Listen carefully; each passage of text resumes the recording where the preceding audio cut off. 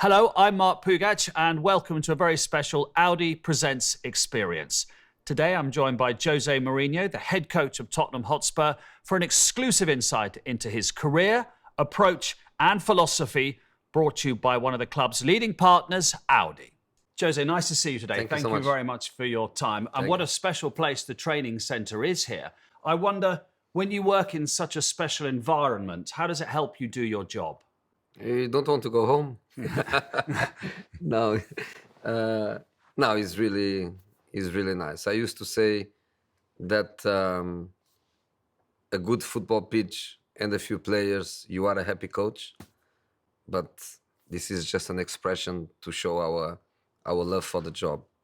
Of course, it's much more than this. And in here we have absolutely everything, and we feel amazing. The conditions are incredible. I was joking, but telling the truth. When I arrived, I was saying that even the pillows in our lodge, even the pillows are amazing, and it's true. The club takes care of every detail, and I don't believe anybody has better than we have. Well, it certainly is an incredible place. So let's talk today about teamwork. We'll talk about innovation and management, and you're an expert on all of them, of course. So let's start with management.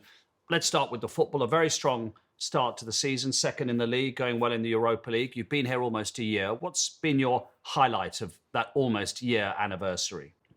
I have to admit that even if it was for a couple of hours, to be top of the league was a great feeling. Of course, when I arrived, the situation was not real, because it's not the reality of this club and this squad to be in such a bad position. We knew that would be something temporary, but then we had a difficult season, lots of injuries, not easy for a coach to come mid-season too.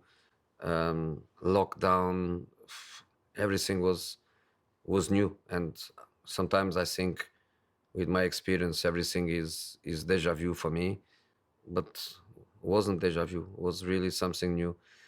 Then a new season, some changes in the group, a great market, a very intelligent market done by the club, and then I know that is early stages and only after it matches, but to be there even for a few hours was good. Gave us a touch of we can do something special this season. You really get that sense, do you, that something special is on the horizon? Yes, but I always say too that sometimes you can do an amazing job, the players can do an amazing job, but your success has a direct relation also with your opponents. And sometimes in other countries, one team is doing well, but is the only team that does well. In other cases, everybody is not doing well enough, and you lose, your opponent lose. And in the majority of the countries, maximum is a two clubs fight. And in here, I would say that every match is a fight. And in the top of that, there are 5, 6, 7 clubs with incredible potential. So you can do very well, and even so, don't get there. But the positive feeling is every match we want to win. We are not in a situation of, oh, we are afraid, oh, we don't know. We know we can lose. We lost already. But the feeling of we go to every match and we want to win is a very good feeling. Let's get the first question from an Audi Presents member, who is Richard, who asks, especially with the sort of form that Harry Kane is in, and he's actually got more assists than goals this season, which shows how he's developed his game. He wants to know, of all the forwards that you've managed and coached, where does Harry Kane rank? So obviously we're talking Drogba, Ronaldo, Eto'o, you'll name many more, but there's some serious talent that you've coached in those forward positions. Where does Harry Kane rank amongst those? Right there with them. And you are right.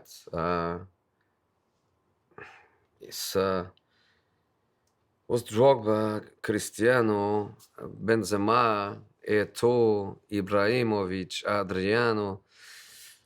I had incredible strikers. I have to say that Harry is there, and the others they are almost gone. Basically, only Zlatan is still there and incredible at his age.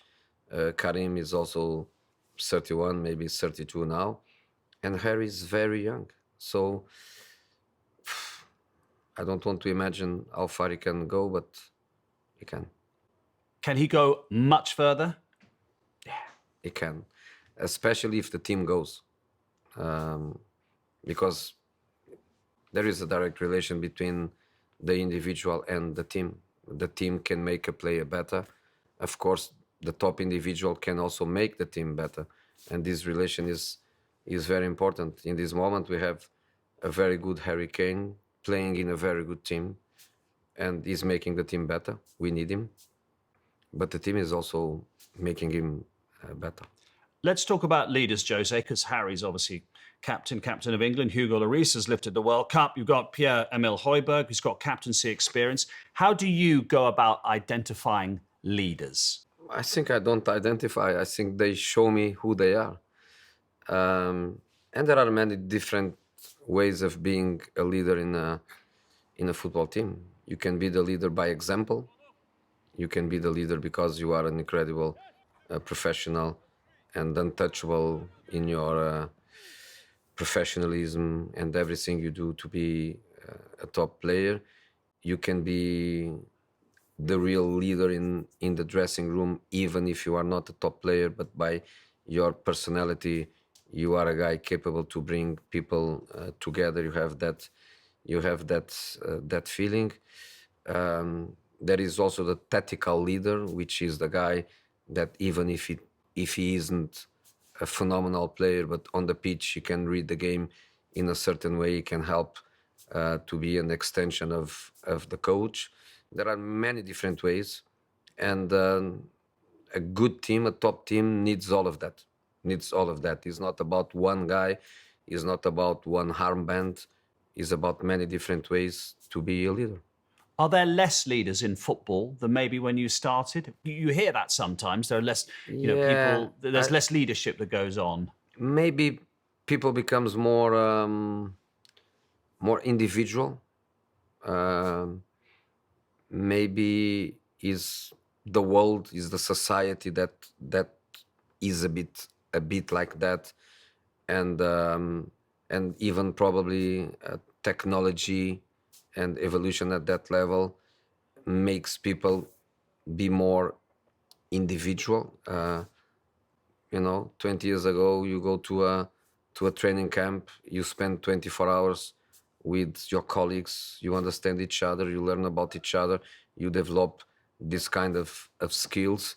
In this moment, you are in a training camp, but maybe they spend more time with their PlayStation, they spend more time with their FaceTime, they spend more time with their social media, and people becomes a little bit more individual. And I don't say they are weaker personalities, not at all, but probably because to be a leader, you must have the people that you lead. When you socially you are more isolated, you are more independent.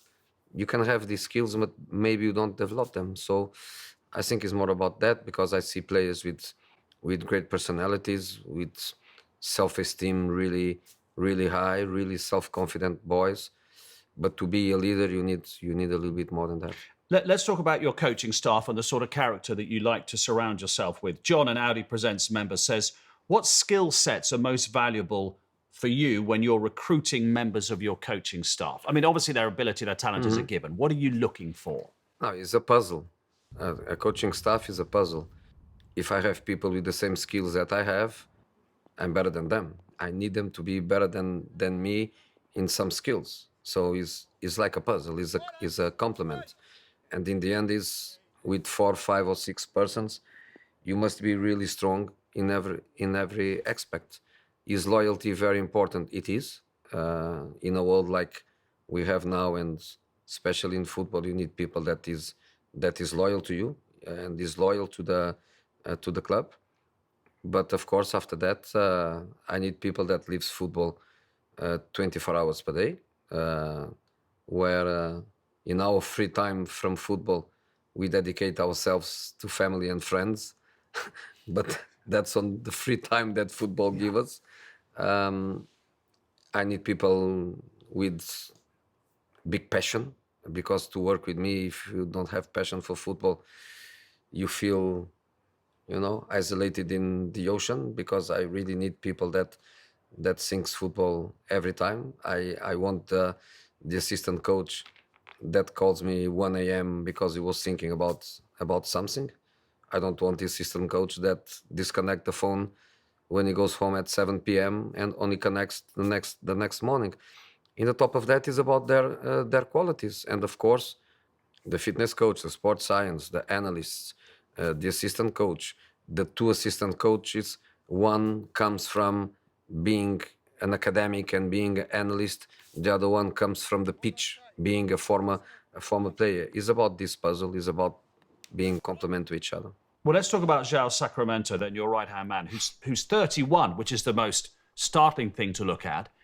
And he actually wrote to you, didn't he? He wrote you a thesis or dissertation or something to get in touch with you to start with. So that took a lot of courage and initiative, didn't it? No. João started very, very early. And he was for many years just an analyst, which didn't give him the experience on the pitch, but gave him an incredible knowledge. And at the same time, he was developing his work as an analyst. He was at the same time thinking already about the work on the pitch, which is a complete different thing that needs complete different skills. And he was developing himself. He was working for a big friend of mine that was his boss in Monaco, and also in Lille. And since the beginning, we were in contact. We were sharing things. And when I finished with Manchester United, was a moment where I decided, for different reasons, to change the profile of the people that was working with me. And he was number one in my list, because every contact I was having with him, everything we were sharing, all the ideas that he was putting to me, were showing me that he could be a very important assistant for me. And he is, and he's developing, and as you know, he's very, very young, but he's a very talented guy. And is his age important in that he brings something fresher and newer because he's 31? I don't care about age. I know old people with 25-year-olds, and I know young guys with 85. I really don't care about age. I care about that passion and that enthusiasm. And when I look to João with 30-year-olds, I'm pretty sure that boy, when he is 50, he will be the same guy with the same passion. So for me, it's not about age. It's about his attitude, and was the thing that we developed together when he was at Lille and I was working in United and in Chelsea, was sharing things and sharing ideas, and him looking for advice and I looking for an opinion. And I could understand that he was a guy with a mentality that fits very well with me.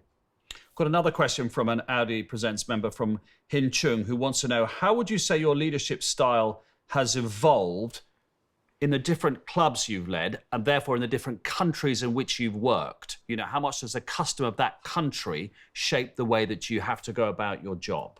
You know, the country, football now is global. It's not anymore like 20 years ago, where you go to Spain and you have a team with 18 Spanish guys, or you go to Italy and you have 20 Italians. It's not like that anymore. In every dressing room around the world, you find people from different nationalities, cultures, religions, ideologies. In this moment, the world is this, and the football team represents very well what the world is. But there is especially the culture of the competition, and that is a very, very important thing. More important than the culture of the dressing room is the culture of the competition. And I always told, and people sometimes don't understand or didn't want to understand, to win in Spain, in Italy, and in England, for example, you cannot play the same way. because you cannot play the same way, you cannot train the same way, you cannot lead the same way, you cannot communicate the same way. And that is something that I just love it. To jump from Portugal to England, England to Italy, Italy to Spain. I just love that period of my career because it was an incredible experience. Did you love the challenge? You think I have to think differently now? Yeah, and to compete against the unknown. I know how to be champion in England, but I don't know how to be in Italy.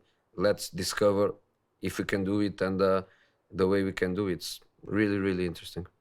On a similar sort of theme, Karen says, how has your managerial style had to evolve and adapt to deal with the modern player? Because once upon a time, the manager ruled everything. You could be a bit of a dictator if you wanted to, but you can't do that with the modern player now, can you? The modern player now, they've got their agent they can speak to more or whatever. It's the modern world, more than the modern play is a consequence of a modern world. Basically, is that everything changed. One of the things that sometimes I read or I listen or I watch, and I find a little bit out of context is when some pundit says, for example, if it was in my time, this wouldn't happen. If it was on my time, my coach would do this. I would do that. But it's not that time anymore. So to be your time, you need to evolve with the times. And basically, we are not powerful anymore. I don't think the manager is powerful because of his status or because of the power that the hierarchy gives to you. You can only be powerful if you are good, if you have knowledge, if you know how to coach, how to interact. It's not anymore about status. It's not anymore like the policeman that can stop the car, and even if you did nothing wrong, he can still find something because he's powerful. He can still find something to punish you. That's not possible anymore. I hate to compare different periods exactly because of that. And in that sense, our job is much more difficult because the institutional power that coaches had 20 years ago, 30 years ago, not anymore. The old say, when a player thinks is bigger than the club, is the moment for the player to leave the club. That's nice. That's nice to say. But if the player costs the club 75 million, what you do? You sell the player for 5. Everything is much more difficult. But that's the way it is. That's another layer of complexity on your job, isn't it? Of course. Absolutely. So if the young Jose starting out on his managerial career was sitting in his chair, what would the one bit of advice be that you would give to him? No advice. No advice at all. I would let him make the mistakes he made. I would let him go through all the situations he went. Not advice. I think we should live, even as a father. Sometimes I feel that cannot be about control.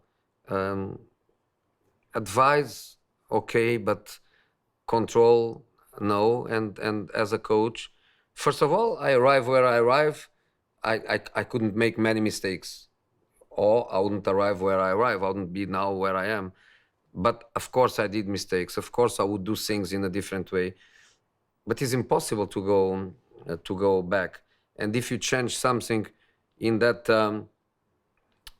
run, would affect other things. It's a little bit like the movie Back to the Future.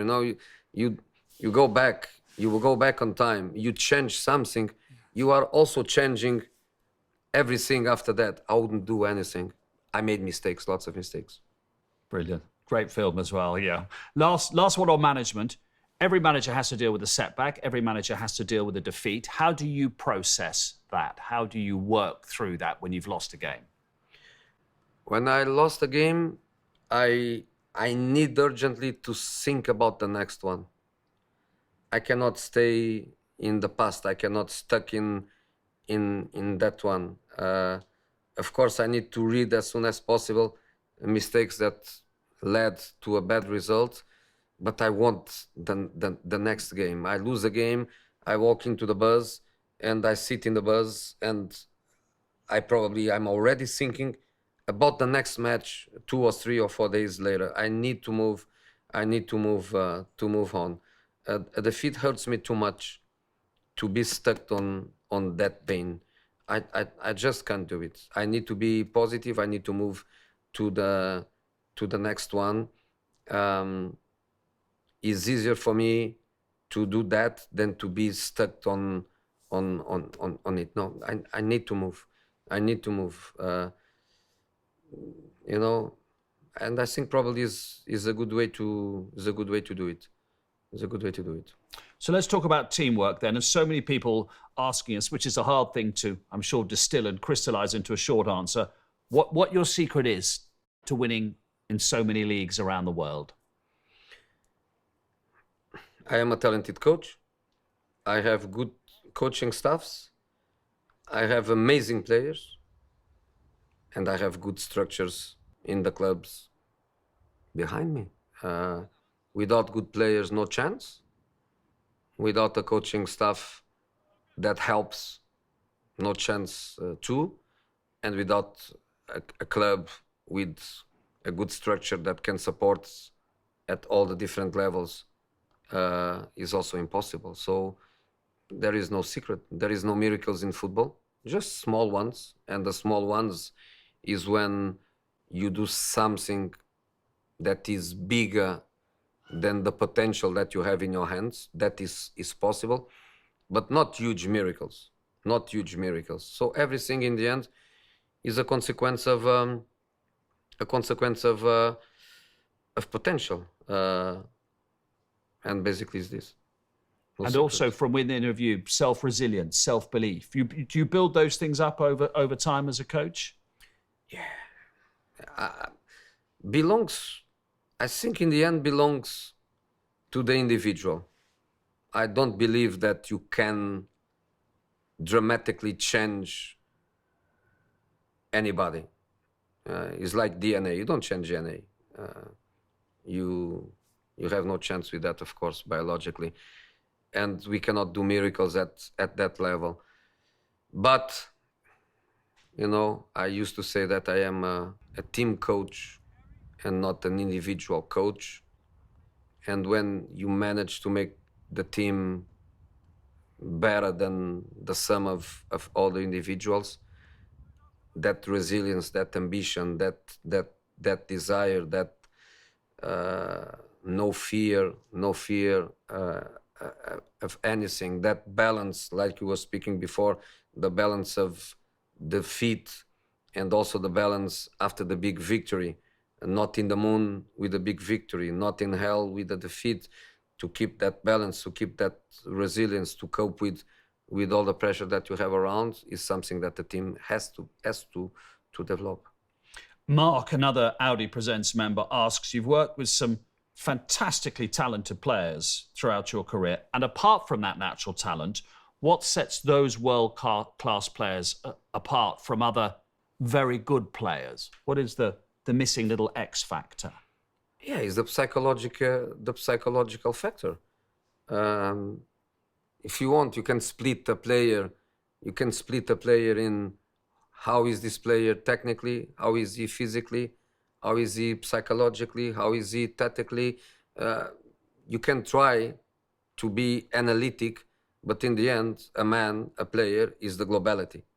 So can you be a good player because technically you are amazing, but then physically you are not ready, but then psychologically you don't have these qualities? No, you are amazing technically, you go to street football, keeping the ball in the air for 3 hours. If you are physically amazing, but you tactically you are blind, go to athletics, and then you run around the track and maybe you are amazing. So is globality. So they must have everything. But normally when a player is at a high level, the player has this globality And then what can you develop? You can develop the player in the team, how to play in this team. This is what a coach can give as an extra and make a good player be better in a certain team. I think is about that. How frustrating is it if you see a really talented player that you think can go to that next level of world class, but for whatever reason don't have that consistency to do so? Yeah, God should punish him because gave him an incredible talent that millions of kids would like to have, and he doesn't want it. So again, sometimes you wish that you could say goodbye, bring me another one, but other times you feel that you can influence, you can try to make it, but in the end, again, we can make small miracles, not big miracles. We can change bits, but not totally, not the nature. And in the end, it's very, very important, I believe, in the academy levels, that the players, they are in love with football and not in love with what football can give them. Because what football can give them, there are many other areas that can give them. If you are a singer, a famous singer, you can be what a football player is. If you are a incredible artist, you can have the same. So don't be in love with what football is in terms of being famous, lots of money. Be in love with football. Then the rest will come. And I think this is very important from the academy levels. The kids that go to the academies, they must be in love with the game. Well, you will have a big squad, and all the clubs have a big squad who have lots of players in love with football, and you can't play all of them all the time. How much of a challenge is that to keep them It's all the impossible motivated? job. That's what I consider the impossible job. You cannot make a player happy if the player is not playing. If you make a player happy and the player is not playing, it's because the player is not a player. If somebody is happy by being a football player just to training and to sit on the bench and to go on the last day of the month to the bank to see if the salary arrive, that's not the player. So it's impossible. It's the impossible job. It's the impossible job. The only thing that you can do is to try the players to feel that the team is more important than the player, that objectives of the team are only reachable if everybody is together, to accept that I am probably better than you, I'm going to play more time than you, but during the season we are going to need you. So this sense of we need everybody, but it's the impossible job to make a player happy if he doesn't play. And you learn that quite early in your career, did you? Don't. Yes. In other words, don't sweat over that. Look, I can't do anything about I it. used to say to my staff, I was, of course, a small player in secondary divisions until I was 24, and I finished and I become a young coach.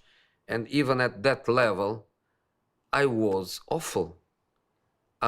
If I don't start the game, I'm even ashamed of telling this because I was awful.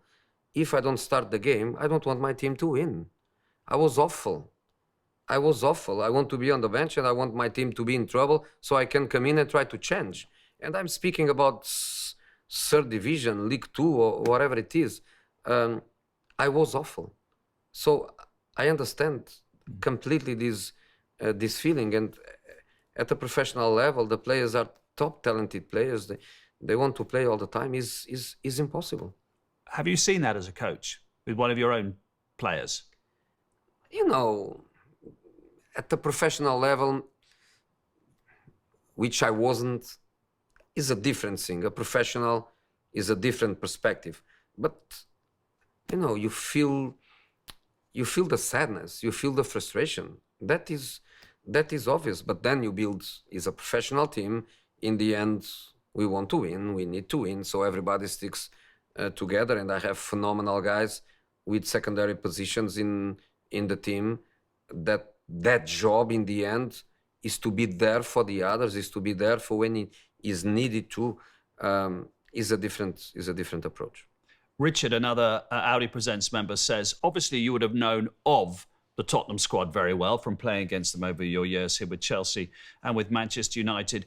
When you got on the training ground with them, are your first impressions of them when you've been managing and coaching against them normally right? Or were there quite a few you went, oh, that's taken me by surprise. I didn't know they were like that. I always divide them in three groups. The ones that are exactly what you think they were, the ones that you have a positive surprise and they are better than you thought, and the ones that you have a negative surprise and they are not as good as you thought. But I used to say that you only know the players well when you work with them and for a certain period of time. That's why scouting is so difficult. And the negative surprise, is that because you've only seen them playing against your teams temporarily, so you only see the sort of superficial side of it? Yeah, and sometimes there are matches where you don't even have time or the game takes you in a different direction. You are not analyzing the player, you are analyzing the game. But then after I left United, I was working with Sky for a while. I had a different perspective of things. Of course, I watched Tottenham many, many times. And when I arrived, I didn't have many surprises. Basically, everybody was where I thought they were. So the final one on this subject is from Emma from the Audi Presents members' questions. What's the most difficult part of being a head coach? The most difficult part is hard to say because to train is easy. Train is easy. Methodology is easy. It's something that you develop during time. You have your ideas, you know what you want to achieve. The training part of it is good and you are surrounded by good people that helps you. So let's say the pitch work is good. What you call the dressing room work, and before I was calling it the impossible job, is not impossible, but is hard. And you need help. And the help comes from the dressing room itself. You need people there that belongs to that dressing room. You need people that can influence the group positively and can help the people to think as a unit and not individual. The media is very difficult because you cannot control, not at all. You cannot control. You have just to cope with it, and sometimes it's hard. I have to admit that it's hard, especially because it's completely out of your hands. Let's move on to innovation then, which is the last section. Can you give us some sort of insight into how you try and do stay ahead of the competition? Because there's always the next coach, isn't there, who thinks they reinvented the wheel and found a new flexible tactical system. Technology is technology. And technology, if you forget it, if you don't use it, if you don't think it's useful, you are totally wrong. But there is always a brain. And the technology doesn't replace the brain. Not at all. I give you an example. 90 minutes, the game. You have assistants, you have analysts, you have communication, you have data, you have data on real time, you have half-time video clips that during the game, through our contact with IT and analysts, we can be ready for the players. But decisions are made by one or one and a half, the guy that is on your side. So nothing replaces that, and that is something that you develop if you accumulate experiences, not by just accumulating, but you study your experiences. That's why I keep saying, I think a coach, the older he is, of course not older until you are 95, but the older you is, the more maturity you have, the more accumulation of experiences you have, is better.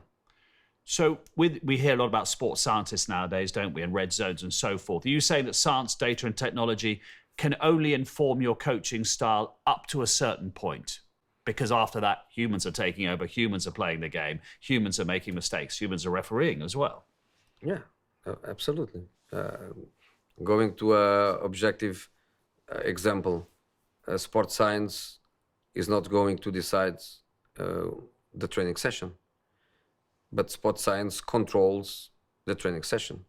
So the objective of today's training session at the physiological level was develop strength. You have the GPS and the data in the end of the training session, and sometimes on real time, tells you if the exercises that were chosen are developing the qualities that you were chosen. So it's a fantastic way to control the objective of the training ground. But there is also the clinical eye, and normally, in the majority of the times, the clinical eye agrees with the sports science and the data. Just by looking, you can understand what happened.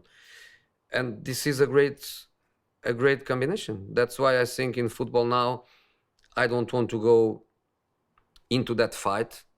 I don't want to go in the fight of sports science against football people that comes from the pitch. I don't want to go into that fight because I think you need both. And there is space for both. And football is better if you have both. Which manager made the biggest impression on you throughout your career? My father. Because I was born there. I was born when he was a player, of course, but then when I was, I don't know, 9, 10-year-old, something like that, he became a manager. So with 9, 10, 11-year-olds, I was inside. I had access to things that normal people doesn't have. I was a ball boy, but I was in the dressing room before the game and at halftime. So I listen what the coach wants. So as a ball boy, I'm not just there to give balls. I was there also to tell the players what the coach was saying before the game or during that halftime. If the coach told you to close in here, why you don't close? Hey, close! You would shout of that, course, would you? I knew what the coach wants him to do. So the world was open for me there, and I grew up in this world, you know. And I was in uni with 19 maybe when I went to uni. 19, with 19, 20, I was doing pre-seasons with my father's teams. So I developed too early. Of course, he was not the best coach in the world. He was the best father in the world, not the best coach in the world. He was just a good coach in Portugal. But that impact, that door that was open to me was through him. That must have been that must have been everything. Fascinating, Crazy. warm, brilliant. Crazy. And you saw the highs and the lows of your dad as well. Of course. So you learned early then, as you were saying, how to deal with the two Absolutely. sides of it, the win and the Absolutely. defeat. That's brilliant. Just a couple more to finish with. Pete from the Tottenham Supporters Trust says, everybody is missing being in the stadium. What do you miss most about the lack of fans in the stadium? I'm not only sad during the 90 minutes, because during the 90 minutes, I have no time to think about it. I have no time to be with this kind of feelings. But even the smallest detail of going in the bus, you used to go in the bus and it's packed. The bus doesn't move, especially in England, because in other countries, we have police escorts. And in England, you don't have police escorts, even if you want to pay for it. So you used to be stuck in traffic. You used to feel the people in the street. You used to arrive in the stadium and you see the stadium there and you take 20 minutes to arrive to the stadium because the bus doesn't move. And you have the people. If you go away of home, you have the people insulting you. You have the people in the streets with the color of the other club. If you play at home, you have the people cheering you and pushing you. Since that moment, doesn't feel football. You get into Tottenham Stadium and the bus stops in very far from the dressing room.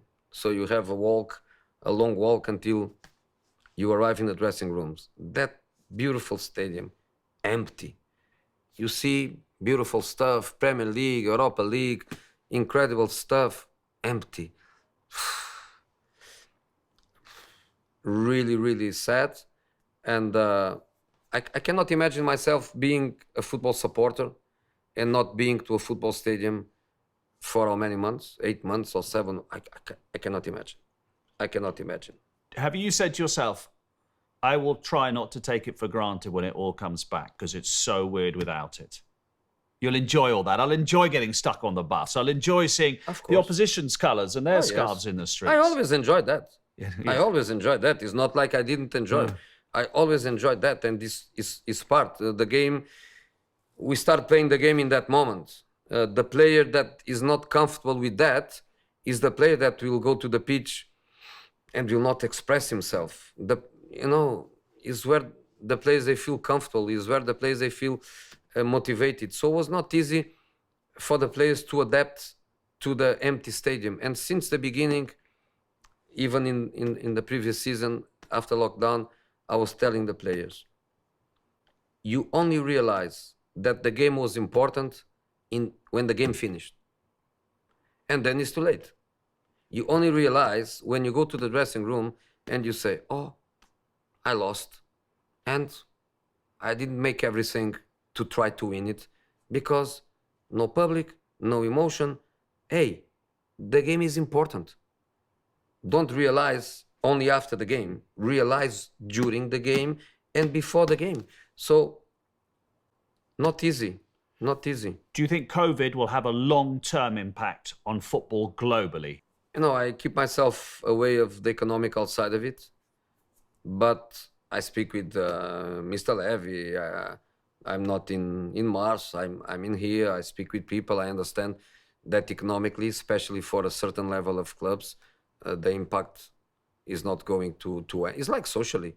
It's not like COVID vaccine arrives and the world becomes normal. I think we will have an impact at every level. But I also believe that when the stadiums are full again, and the players they feel it again, and probably some people that goes to the stadium and feels frustrated with the result or with the performance, I think will be a moment of happiness, doesn't matter what, and people will love and the players will love when everybody's back. Another one from the Audi Presents members is from John, who says, to dare is to do is the Tottenham motto. How much does that inform what you do here? Let's do it. We go to every game to win it. We are going to lose, we are going to draw, but we go to every game to win it. And when I arrived last season, was about surviving, was about trying to get 1 point here, 1 point there. Let's try to finish 6. In this moment, we are enjoying very much because every match we go to win. My last question is about a car. It's not about football, it's about the Audi Q8 that you drive. How much importance do you put on the technology and innovation of that car? For me, a car is part of my life, Sometimes you spend more time in your car than you spend in your house, than you spend in your office. So a car you can sleep in the car. Sometimes you need that bit, you need that tower. Sometimes you work in the car. So a car is very important. You need to feel comfortable like you feel in your house. You need to feel surrounded by a bit of technology that allows you to watch TV, to have the Wi-Fi. So it's a bit of everything. So I'm the kind of guy that all my friends they laugh with me because I'm not a spender. I'm not a spender. I am a guy that normally my pockets, they have a zip and is always closed.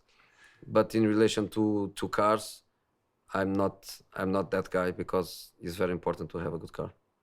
Jose, thank you very much indeed for your time. Thanks so much. Well, that brings things to a close. Our grateful thanks to Jose for his time today, and also for all the questions coming in from the Audi Presents members. And our thanks to Audi for putting this on today. Jose, good luck for the rest of the season. Thanks for tuning in, and we'll see you again soon.